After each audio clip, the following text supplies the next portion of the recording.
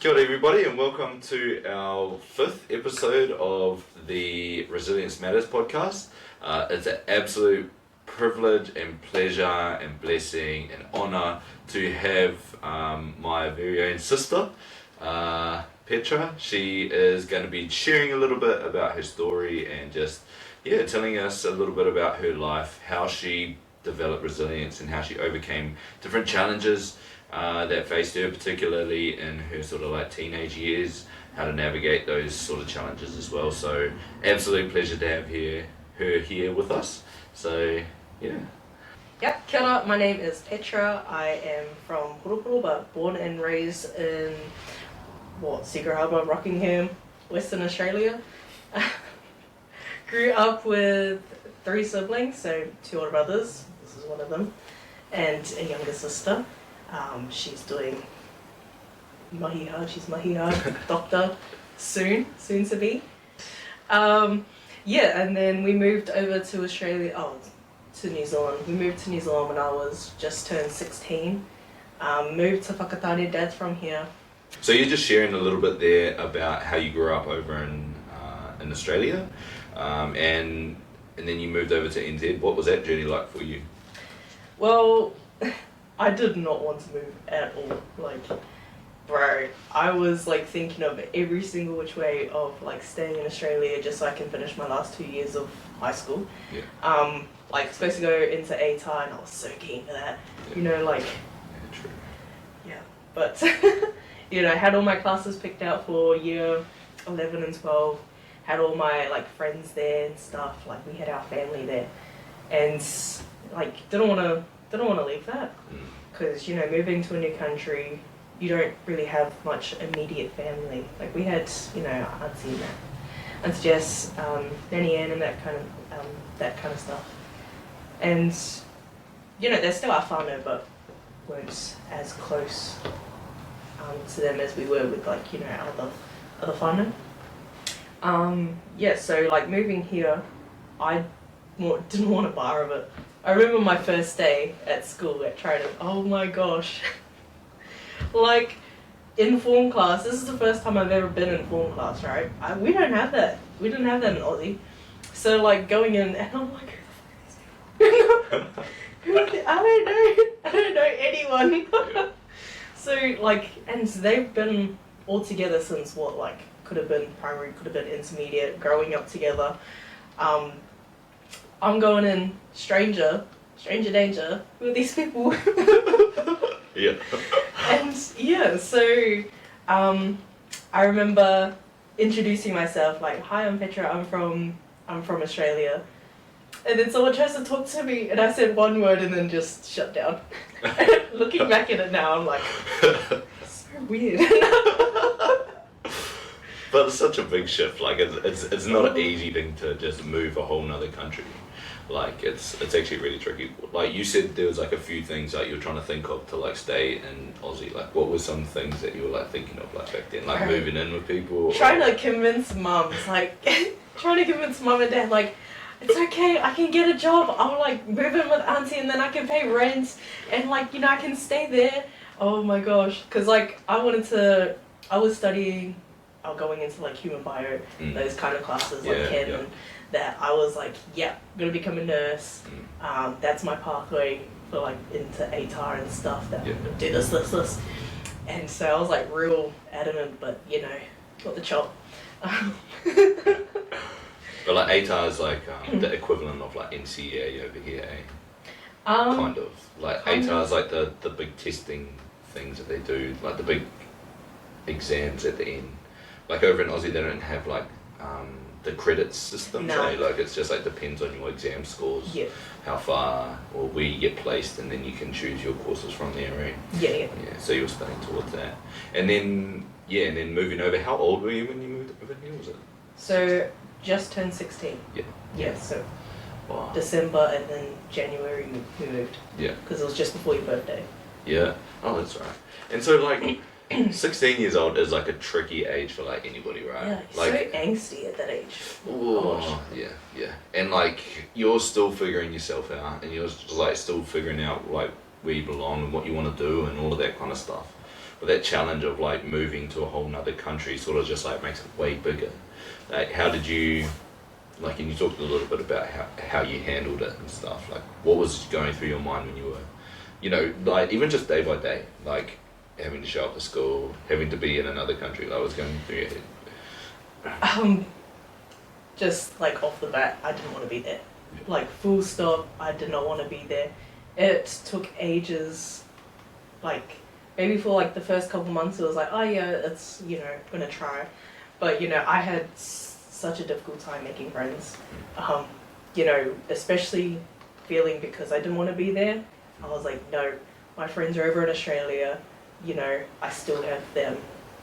Time differences were whack. Yeah, so, and, you know, coming into a new school, new country, new schooling system, it was so different. Because I had to, you know, level 2 NCEA, you can get 60 credits, and then, you know, you're into level 3 or whatever. Yeah. And so I got there, I had to get 80 credits because I wasn't there for the level 1, but like because of my, you know, grades and stuff over in Australia, they were good enough so I didn't have to repeat a year. Yeah. Thank God. Yeah, that's good. Yeah, so like I met a few really cool people, like made friends with them, they were really cool, but still had that feeling of, you know, disconnect, of that feeling, still feeling lonely, and not wanting to be there. Like it would take so long in the mornings just to get up. I've had so many argues with mum, like, because I didn't want to go. Yeah. And like, do you think that was like mixed in with a few like things like feeling anxious about things? Oh yeah. Like and like just feeling like you didn't want to be there. Like all of those things sort of makes it way harder to get up and go and do stuff, right? Oh yeah, absolutely. Yeah. Like sometimes that anxiety would just be so crippling, like you just couldn't move. Yeah. Couldn't speak or. Yeah. And would that happen like not only at home but also like at school as well? Yeah. So, like, you know, like what you were saying, like just said one word and then it was like, oh. Yeah. And you're just overthinking it. Yeah. So you're just like, okay, I'm just gonna shut up for the rest of the year. Alright, and then like afterwards, like after you say that word and you're just like thinking about that one word that you said, like, did I say enough? And then it's like just like a spiral, hey, like of just like. And you're like, oh, these guys hate me. Yeah, well, you can actually get into those thought patterns, and like you know, especially like if you're feeling like an outsider, like trying to find your way of belonging or your spot in this whole system, especially in like small towns and stuff, it can be really tricky. So that went on for like that feeling. Like, how long did that go on for, like, for yourself? Quite a while. Yeah. I think it really left. Whilst I was, you know, year 12, 13. Yeah. Didn't really leave. Still feeling, you know, didn't want to be there. Don't want to do anything. Don't want to engage.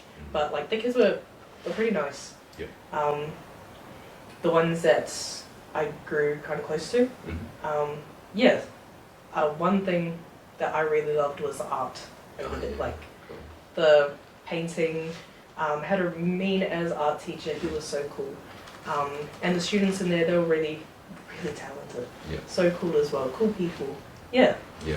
I spent most of my intervals, lunches, free periods in the art room painting. Yeah. Oh, nice. Yeah, and I think like art or whatever is like such a therapeutic thing for, you know, just like ways to express yourself. Like when you don't know what the words are, like how do you write it down? Yeah, I was looking back at my paintings. I found them during, last week or something. I found them and I was like, oh my gosh. This is so depressing. Oh, bro. But it's just like a reflection of like what you're going through, I think, at that stage. And it's you know, grateful that you even had that outlet. Because some people, like, you know, they don't really find themselves and what to do and they just get stuck, you know. And like, how do I get this off my chest? Like I want to, but not really knowing how to. So that was a good thing that you had good, like, not only like you had that skill and talent, but also that you had people around you to actually help coach you in that space as well. So and good teachers, that just makes such a big difference. Oh yeah. Yeah. And so from there, like, how did things develop? Well,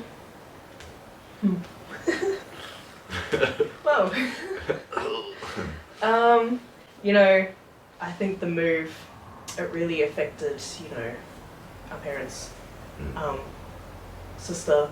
I feel like because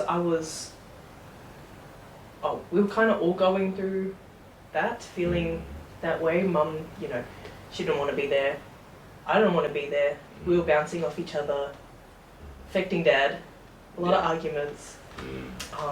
Shauna was a lot in the middle. Sorry, Shauna.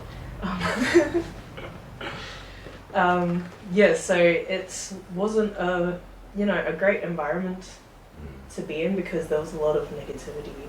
Yeah. Pulling us down. We just kept seeing a lot of the negative, or just a lot of negative. Yeah. So with that, you just kind of spiral, because when you have someone else like bouncing off, like mirroring that energy, it's easier to just go down. It was hard. I think I didn't pass any of my exams. Like, it affected my schooling. I got all my credits, like my 80 credits and stuff. That was hectic. Trying to think, like, was just aiming for achievements, like C's, get degrees. That was my mindset. They don't even have any C's. Yeah. So I was like, no. Achievement gets degrees. That's an A. A for achievement. E's, don't want E's, Yeah. It's below Back a in C. Aussie, it's just like, You don't want to E. that's like, never Yeah. trying it now. Yeah. Let's drop out of ginger.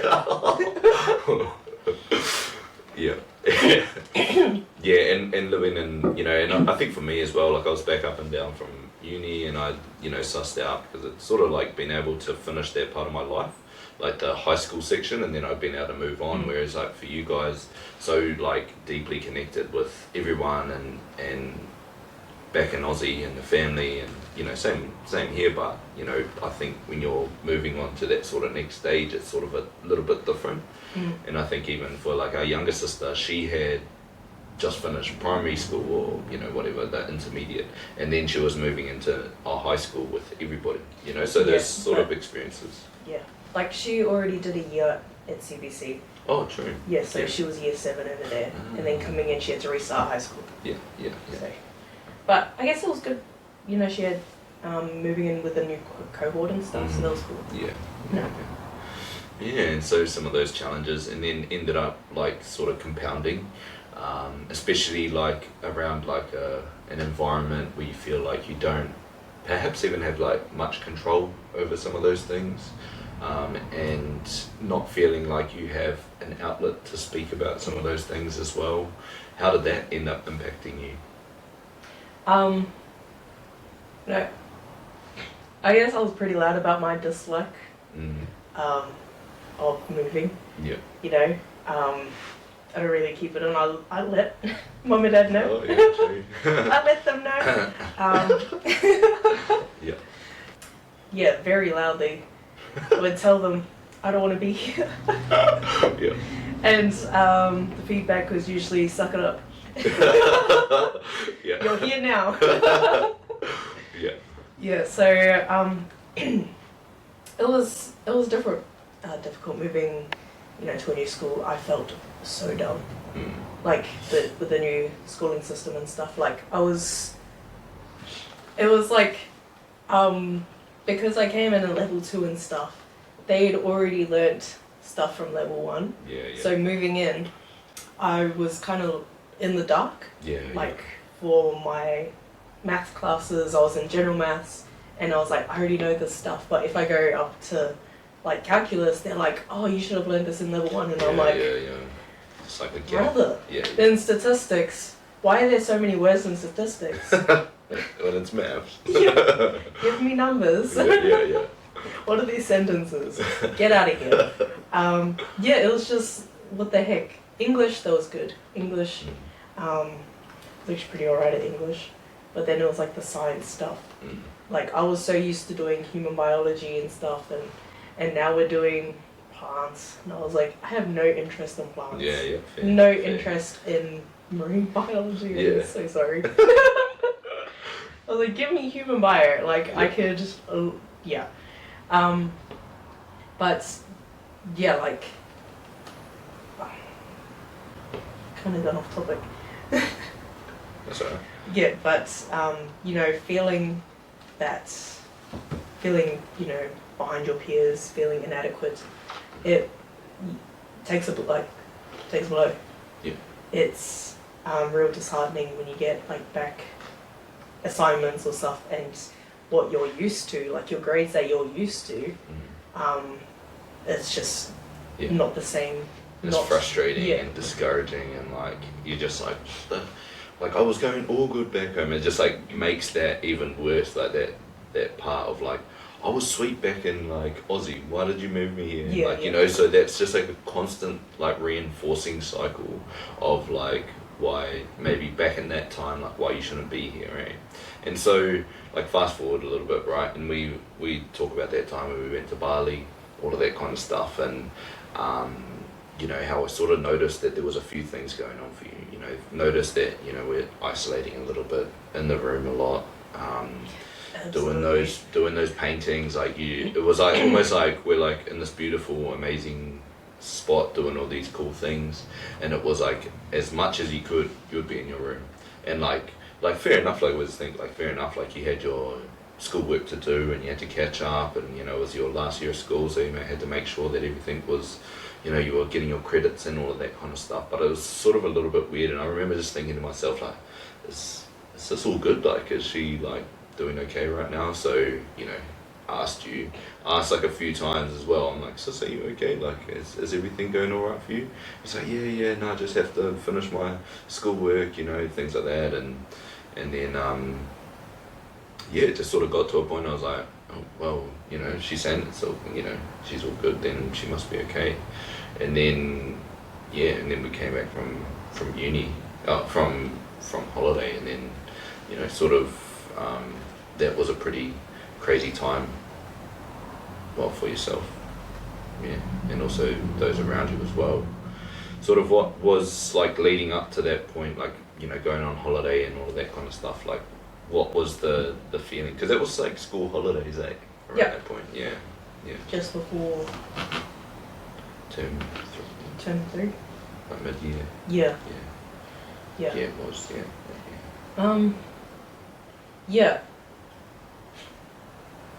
looking back, I was mega depressed.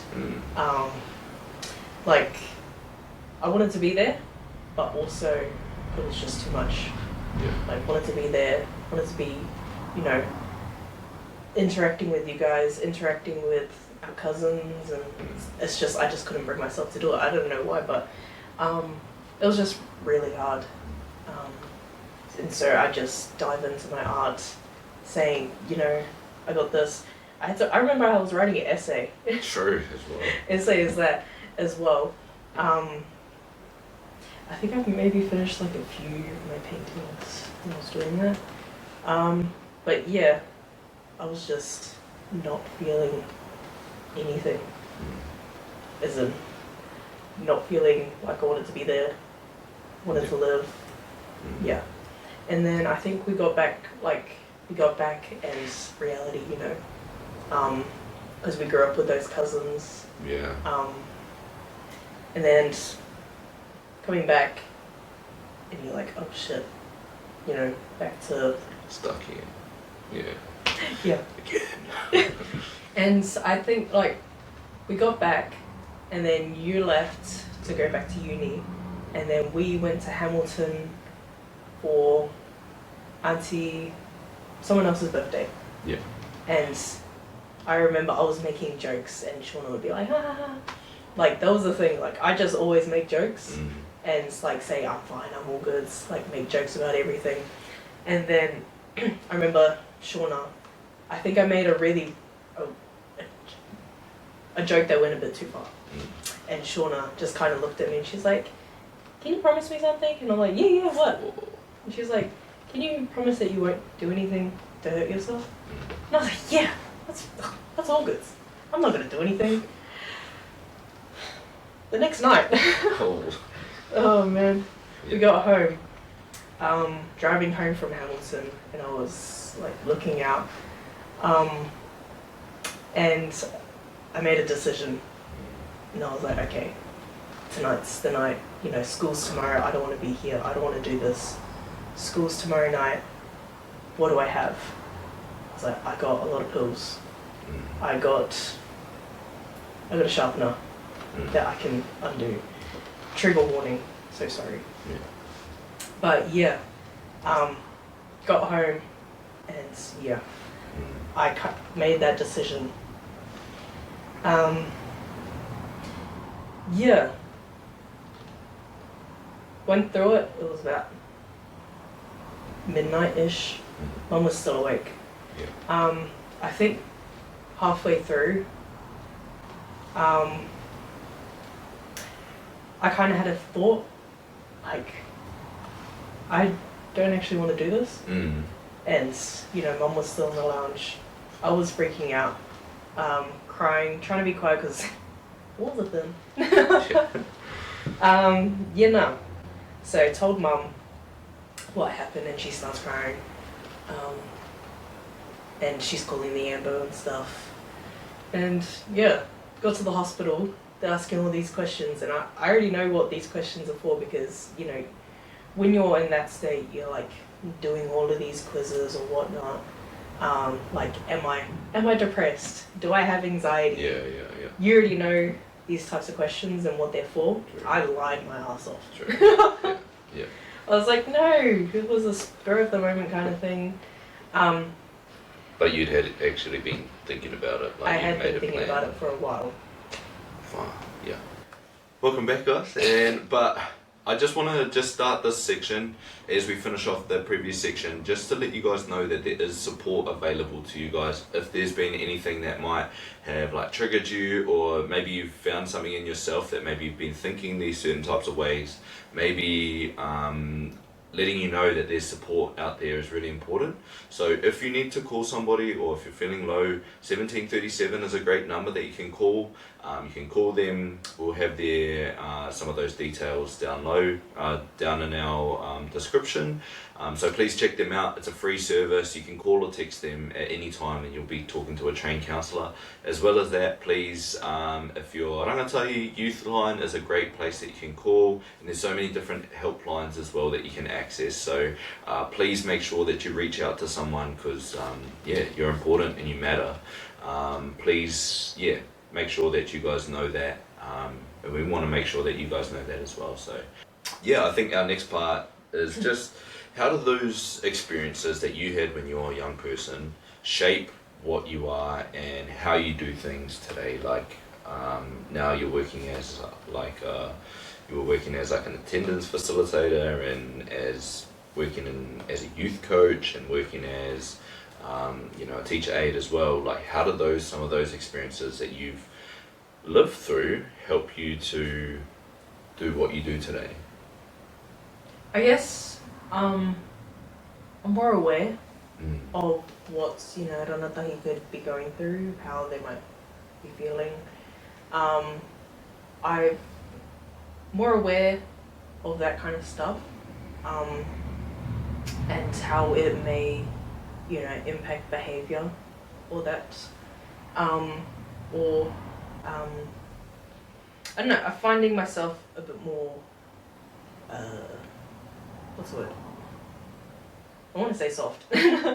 Or like accepting, maybe? Yeah. Yeah. Yeah, of, you know, Those challenges. yeah. That I'm not going to go through. Yeah. It's so important, hey? Otherwise we just, if we don't have that perspective, like, you know, obviously not everybody's got this lived experience that you've got. or you know, each of us have our own unique stories, but it is important for us to recognise that some people come from really challenging backgrounds. If we're expecting everyone to like live up to our standards, like it just doesn't happen, you know. It's like you start, it was for some rangatahi or for some people, you start on the start line is way back, you know, everyone else has got a head start on you, so it's really important to come with that perspective, and like, you know, having that lived experience really helps to, I guess, helping other people. Because when you're going through it, you know, you feel jaded as like someone could be talking about, you know, what they're going through, and all you can be focused on is what you're going through, and you're like, and like that's you feel real cut off from other people's emotions because you're only just focusing on yourself and maybe focusing on surviving. I know that I got real harsh during that time. Like, I did not give a flip. Didn't give a frick about anyone else. Just trying to, you know, live. But now, feels more like you want to care for other people because you know how it feels. That's from my experience anyway. Like, you want to support and uplift. That's kind of how I've come out of it. You know, you don't want to see other people suffering the way that you did. If there's a way that you can help, like from spreading the word. Well, I think as well, that's what, like, for us in doing the Petra program, you know, reach so many rangatahi. So many kids say that, like, thank you for sharing your story. Like, what's one of the things that you remember from this program?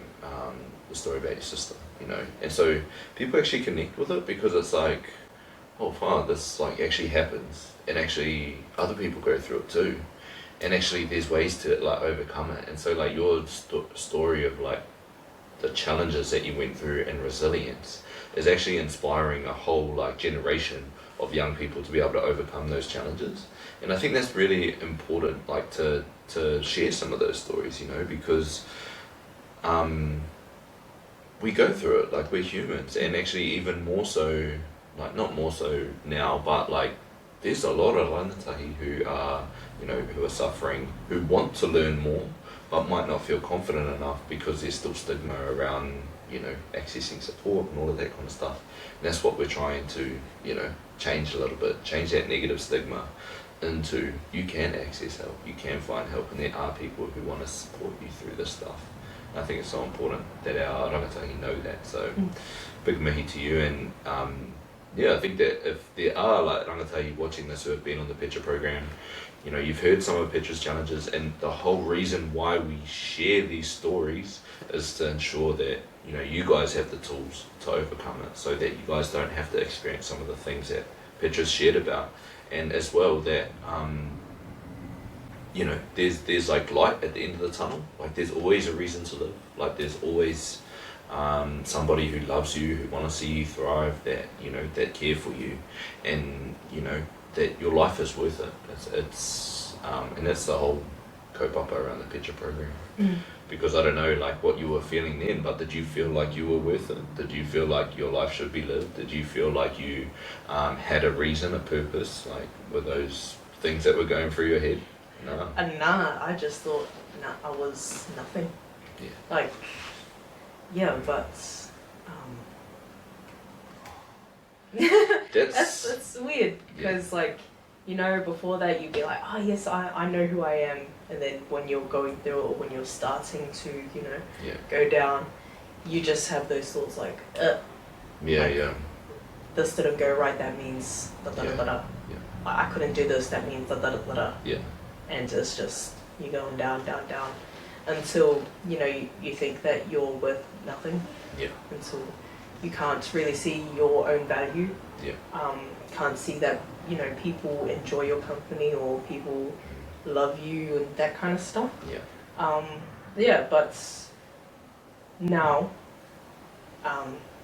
like when you're going through it, or like when you're through it, or sorry, like after the fact that it's happened, you kind of realize, you know, there are people around me that do care, that want to help, that, you know, want to see me strive. Yeah, or that kind absolutely. of stuff. Yeah.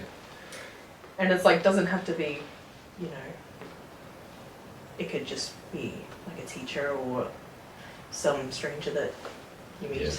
Do you think that when people tell, like, you know, like how, and I guess it depends who it comes from as well, but if you would get, like, you know, someone came up to you, or like a friend, or just like some stranger in the street while you're going through that, or be like, shut up. yeah, like, you know, like what does it actually sound like, you know, like to someone who's going through it, and like maybe not a stranger in the street, but maybe like a teacher, or like maybe someone important to you, just saying like, I just want you to know that you're like loved, and that like there's people who care for you. Do you think that the depression actually I like just straight up think that they're lying. Yeah. I'm like, who cruel, who sent you? Yeah. You don't know anything. yeah. Like, no, legit. But that's like, it's a hard thing, but it's because we're telling ourselves so much that we're actually not worth it, and that we're useless and we're dumb and all of that kind of stuff. Nobody cares about us. And that's what actually made me really, really like, it's a weird thing to hate, but I hate it. You know, like I hate depression because of that. Exactly that is because it just gets into your brain and it tells you that you're not good enough. Like, and that's why it tells you, well, it tells you you're not good enough. It tells you that you shouldn't be here. It tells you that you're a burden to other people. You shouldn't be telling other people, all of that kind of things. And I actually hate it because that's so cruel. Like, that's actually like torture for somebody to go through. And that's why I fight so hard to make sure that people have those tools. It's because it's just like actually like just cruel suffering like that people have to go through. And like myself, like I can't say that I've maybe experienced like say depression or like clinically like depressed or whatever, but I know that I've had experiences of being down during my life. But it's just like in those times it sucks. But imagine just like every day waking up, it's like, or you can't get out of bed, you know, or you just feel like being asleep, and it's just such a struggle. And I think that sometimes, yeah, with depression, it just puts a barrier up to, you know, wanting to even accept that somebody else might think well of you, you know, because your brain's constantly telling you no. Yeah, it's like you have like a filter over your own perception. Yeah. Like everything's just so dark and gloomy. Like you don't want to hear anything, like anything positive. You're like Yeah. You don't care. Yeah, I think it was only maybe like a few years ago, like you were talking about how you're like telling yourself about like, you know, that kind of negative narrative. Probably wasn't only like maybe 2 years ago that I started like, oh, that's not me, that's the other voice. Yeah. And it was at that point like I'm like, yeah, that's the other voice. Who the heck's telling me this stuff? Yeah. Shut up. Yeah. And man, like what a journey, like though, like right, that's like 17 to what, like 24, bro. Like that's huge. Like, you know, of just thinking like that day in day out. Like not every day, like you're constantly thinking that negative, but like, you know, and then you finally realize. And so, what for you were some of those tools that you like? Now you've recognized that this is a voice, right? Like in our courses or whatever we call it, the inner critic. Then we have our inner coach, which is that positive korerō. But for you, like what do you say to yourselves in that moment, or when you recognize that, what do you do with that little thing that's trying to tell you that you're whatever? Honestly, I got beef with that little voice. I got beef. One ounce. Yeah, pretty much. I want to fight it. Yeah. Yeah. So like, I've been through like in and out of therapy and counseling for like quite some time. Like even now, I'm still in and out.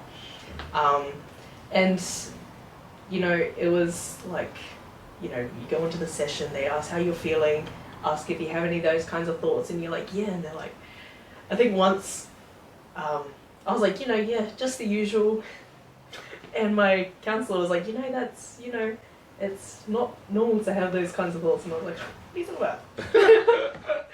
He said, these are daily for me, and it's like, kind of sitting in that after that session, you're like, oh wait, people just like live their life without having these thoughts. And it was like a wild concept to me. I was like, what are you talking about? We're all supposed to be a little bit depressed, a little bit, suicidal. But you're not supposed to actually. Yeah. Figure it out. You have like but that's a wild epiphany, like to be living like your whole life that you think that that's how life's supposed to be, Yeah, like you kind of before I got like majorly majorly depressed, I forgot who I was before I had it, and even now it's still trying to find that person. Yeah. Still trying to connect back to who I was, who I was before that depression became my identity. Because that's kind of how it is in that when you're going through it, you're like, I'm depressed, that's who I am. Like, I'm not gonna amount to much. Yeah. Like, that's who you become. But like, when you get out of it, it's relearning who you are. Relearning, like, what you enjoy, what you love, what makes you laugh, what makes, what makes you you. Yeah. So, I don't know where I'm going with this. No, but that's so. It just takes time. Yeah, and it's and that's I think the power of therapy. It's like we say, sometimes we refer people to counsellors or we refer you need to talk to somebody, but that's the power of it is because throughout our life we've found ways of coping with the world, and we think because that's how we think that that's just totally normal. That's just how that life should be. But unless somebody shows you that there's another way of living, we're always going to live in the same way. Like we're always going to just think the same way unless somebody challenges it and says like, actually this is another way like that we can actually deal with these thoughts and deal with these things. And it takes time, and I think one of the things that always inspired me with like your journey is you say that it's not a straight up journey, it's not a linear journey where just you attend a counselling session and you're just improvement, because that's not the reality of life. Like there's these dips and ups and downs and you're feeling great and then you just boom, but it's important for us to realise that that's not really how it works with the mental health journey. All of us have these ups and downs and triggers and bits and pieces that make us feel some type of way. What was it? Healing isn't linear. As if it was. I'll be away. I'll be organs. Yeah. Like I went through a lot of like talk therapies and kind of stuff. Went through psychologists and psychiatrists, went on meds and stuff. When I was on meds, I was so convinced it was a placebo. Oh, true. Like, yeah. Then I stopped taking them and I felt worse. And I was like, oh wait, maybe these actually work. Yeah. Wild concept. Yeah. But like, and then I changed, my counsellor. I went to TPUM and stuff. Met a really cool counsellor. She's amazing. And then we did, talk therapy, and then we went through timeline therapy and that kind of stuff. The trauma model. And now we're working on something else that I've got. It's the EMDR. Yeah, EMDR. Yeah. So it's just some things work for people, for some people, others work for other people. It's just finding, what works for you. Sometimes talk therapy, sometimes somatic therapy. It depends on the person and get out and the back into traumas, nature. that kind of stuff. What's the best way for them to, to connect and to overcome some of those challenges? Adventure therapy. Yeah. Surf therapy. My favorite is sleep therapy. Yeah. Knock me out. No. Maybe that's also called depression. Coping. No, jokes. But yeah, so those are like all, amazing things. And so that's one of your tools, right? Is recognizing that little voice. Any other little tools that you maybe use as well? Like maybe even like being connected, or you know, different outlets that you've got. I've, you know, there's breathing techniques Yeah.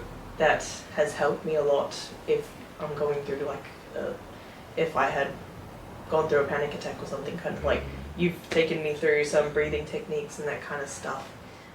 They work, Whānau, I'll tell you. They actually work. I hate them. Like you'd be like mid panic attack and you're like, okay, you like do that finger thing and I hate this. Breathe. pretty much, eh? Oh, you're like at the end of it, you're like.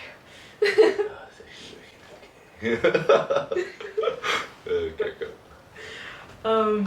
Yeah, like those kinds of breathing techniques. You know, the 5 things you can see, hear, smell, whatever.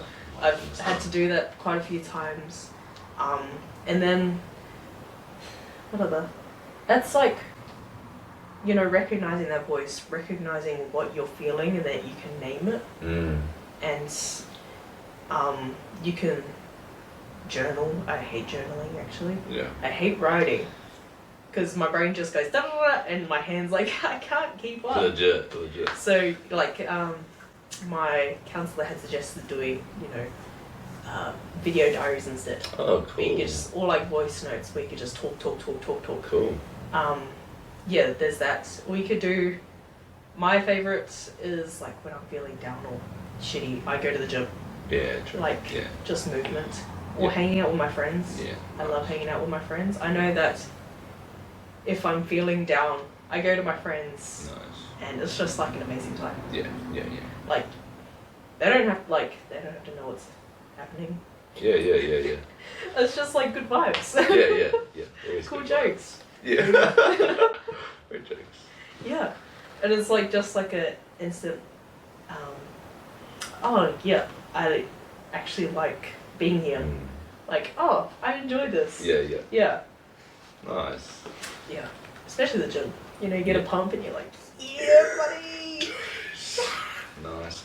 Bro, but how badly it affects you when you can't go to the gym? Like, oh my gosh, like right now my back is stuffed and like when I did my ankle, I couldn't makes you walk. so angry. Oh my Honestly. gosh.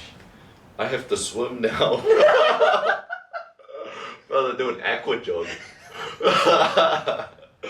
But that just like I think as well like shows about like te wharetapa and that, like, you know, how actually like when one part of your korerō, your wellbeing is down, like the rest is gonna suffer. So same for your mental health, whatever. And like, but I think movement is always just like a great way to start that rebuilding of some way. But when you can't do it, it sucks. Yeah. Yeah. When I did my ankle, oh my gosh. Yeah. Bro, I was like actually tweaking out. Yeah. Because I was like, today's leg day. I try and stand up. And I'm like, I can't do this. Like, it's taken like 4 months to try and heal. And then, you know, I trip over. Oh no, that's the other right. week. Uh-oh. Do my ankle again. But, Okay.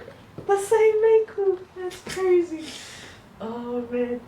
Yeah, so it's, yeah, like when you're relying on gym for your mental health and you can't go, you like actually start tweaking out. Yeah. Oh no, cool. Yeah. No, awesome. Well, I think that's pretty much us.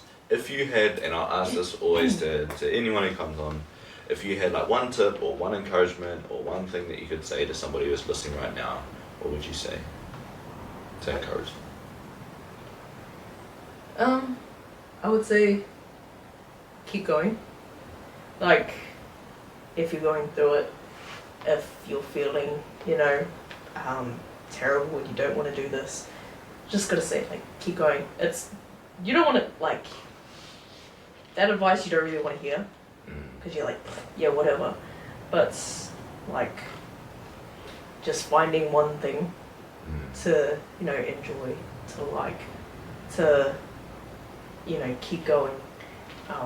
One tiny thing, one little, I don't know, insignificant thing that, you know, might seem insignificant to someone else, but just find something. Yeah. that's such a journey, like just trying to crawl out. Mm. That's, yeah. Just gotta keep going. Yeah. It does get better. Like, takes ages. But, yeah. But it does get better, and like, yeah, and that's what we've seen with you as well. Like, you know, it's just a journey, but like, you know, it doesn't change our aroha for you, and it's the same for anyone listening. Like, you're going for a journey. If you're going for a journey, it doesn't change other people's aroha for you. It's just about, you just got to find a way to keep going, and being grateful for those little things can keep you going. Yours was our G-Dog, eh? G-Dog. G-O. G-O. G-O. Yeah. Yeah. So all of those types of things, whānau, is just so important for us. So,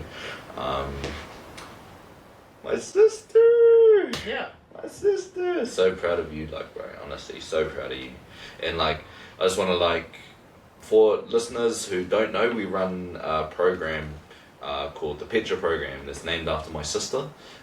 Petra is the inspiration of our program, is the inspiration of Wāhi, is from her journey, everything was made. So it's been an incredible journey, but it's just about elevating like our elevating rangatahi voice to ensure that our next generation can overcome some of these challenges. So thank you so much, sis, for your vulnerability. Thank you so much, baby. Remember when you first told me? Oh, bro, you need to say that. You need to say that. When he first told me that he was gonna make a program after me, name it after me, I was mid-mental breakdown. I was sobbing, crying. I was in the dark on my bed, sobbing, crying. He comes in, he's like, "It's okay, sis. I'm gonna name a program after you." And I have so many people see me sobbing. I don't give a f. Gonna have to bleep that out. And he's like, "Oh, it's okay, sis. It's okay. I don't care." Right, but I stuck to my word. You did. Stuck to it. Crack up, bro. Oh no. That's hilarious. But yeah, so, you know, I think, you know, something always that stuck with me for this stuff, and is always that sometimes you go through pain in your life, and, you know, there'll be different challenges, but through those challenges can bring purpose. And so, yeah, I think for me it's definitely given another level to realising that I don't want other whānau to go through that, what we went through, you know, because that's the other side of the lived experience story, is the experience of your, you know, scenarios and events and things that happen to you, but also the people around you who, you know, supported you through that, and like, you know, how that affected people. And I think that for me as a big brother, that seeing your little sister go through something like that is just devastating, you know. And if you could help somebody to not go through that experience, it's just like, that's enough, you know, just one person. And I think for us at Wāhi, we've had those experiences where it just felt like one person, but you never know the impact that you're having or the seeds that you're planting in other people's lives. So that would have never happened without that seed being planted from, you know, what's happened to yourself and our family. So yeah, thank you for your resilience.